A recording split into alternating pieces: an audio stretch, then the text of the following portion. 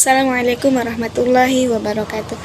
Hai, perkenalkan aku Nova Yanti. Kali ini ingin membahas tentang penafsiran surah Al-Baqarah ayat 153 di dalam tafsir Al-Munir karya Wahba Al-Juhaili. Hidup ini bukan selalu tentang kebahagiaan, namun ada masanya hidup hati ini terasa penuh namun kosong dalam waktu yang bersamaan. Terkadang seseorang ketika diuji atau ketika Allah memberikan cobaan, dia merasa bahwa Allah itu tidak sayang kepadanya. Mirisnya sampai dia mengeluarkan kata-kata, Allah itu tidak adil ya. Dia merasa bahwa Allah itu tidak sayang kepadanya. Padahal Allah hanya ingin mengujinya sampai mana batas keimanannya. Dan juga Allah hanya ingin melihat bagaimana seorang hamba menyelesaikan cobaan yang dia berikan. Apakah ketika Allah memberikan seseorang cobaan, maka ia akan berpaling dari Allah, atau sebaliknya, ketika seorang hamba diberi cobaan, maka ia lebih dekat kepada Allah. Allah berfirman dalam surah Al-Baqarah ayat 153 yang bunyinya, A'udzu billahi minasyaitonir rajim. Bismillahirrahmanirrahim. Ya ayyuhalladzina amanu ista'inu bis-sabri was-shalah. Innallaha ma'as sabirin. Wahai orang-orang yang beriman, minta tolonglah kepada Allah dengan sabar dan salat. Wahba Al-Juhaili menjelaskan dalam tafsirnya, yaitu Al-Munir, beliau mengartikan sabar itu sebagai mengukuhkan jiwa agar kuat menanggung derita. Arti firman ini yaitu minta tolonglah kepada Allah untuk meraih kebahagiaan di akhirat dengan cara bersabar dan menjalani ketaatan dan menghadapi cobaan. Dan Wahba Al-Juhaili juga menjelaskan tentang pengertian sholat. Dalam bahasa Arab, sholat itu artinya doa. Sedang kalau dari malaikat itu bermakna istighfar, sedangkan dari Allah itu bermakna rahmat. Selanjutnya yaitu penafsiran surah Al-Baqarah ayat 153 dalam tafsir Al-Munir karya Wahba Al-Juhaili. Dalam tafsirnya, Allah menjelaskan dalam ayat-ayat ini bahwa nikmat terkadang beriringan dengan cobaan dan berbagai macam musibah. Tetapi tidak ada obat untuk menanggung musibah dan melawan musuh-musuh kecuali dengan meminta pertolongan kepada Allah dengan sabar dan salat. Sebab kesabaran memperkuat tekad dan mengukuhkan kemauan dalam menanggung kesukaran.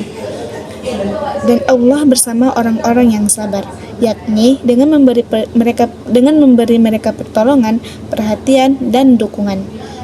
Setelah selesai menjelaskan perintah untuk bersyukur, Allah Subhanahu wa Ta'ala memulai penjelasan tentang kesabaran dan permohonan pertolongan kepada Allah dengan sabar dan salat.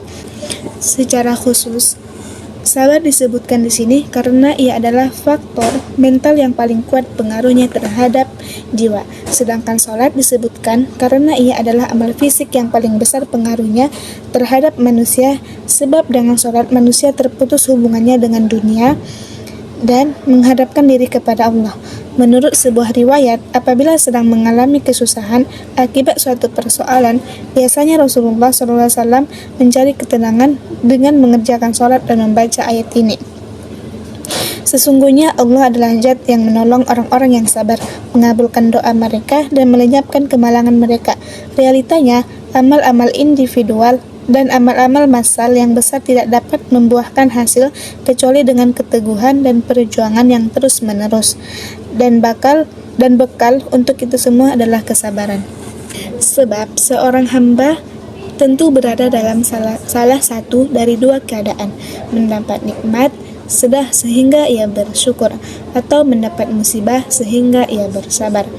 Perintah untuk memohon pertolongan dengan solat adalah karena solat merupakan induk segala ibadah. Ia adalah jalan penghubung dengan Allah, sarana untuk bermunajah kepadanya dan merasakan keagungannya. Ia adalah tempat perlindungan orang-orang yang takut, jalan bagi lenyapnya kesusahan orang-orang yang malang, dan faktor ketenangan jiwa kaum beriman. Nabi SAW pernah bersabda, "Ju'ilat qurratu aini fi sholati." ketenangan tertinggi kuraih dalam sholat. Apabila seorang mukmin memohon pertolongan dengan sabar dan sholat yang memenuhi hati dengan rasa takut dan kekhusyukan kepada Allah, serta menjauhkan jiwa dari perbuatan-perbuatan keji dan mungkar, niscaya akan terasa ringanlah baginya segala kesusahan, dan ia akan tahan menghadapi segala beban dan kemalangan. Oleh sebab itu, Allah memerintahkan kedua hal ini. Dia berfirman, untuk memenangkan agama kalian dan untuk melenyapkan berbagai kesusahan dan musibah yang kalian alami. Mintalah pertolongan dengan kesabaran, yang dengannya segala kesusahan dapat diatasi, dan dengan sholat yang memantapkan kepercayaan kepada Allah Subhanahu wa Ta'ala dan meringankan semua bencana. Ayat ini senada dengan firman-Nya, jadikanlah sabar dan sholat sebagai penolongmu. Jadi, dari penafsiran di atas dapat kita simpulkan, ketika kita sedang dalam masalah, baik masalah kecil maupun besar, maka minta tolonglah kepada Allah dengan sabar dan sholat. Saya akhiri dengan salam. Wassalamualaikum warahmatullahi wabarakatuh.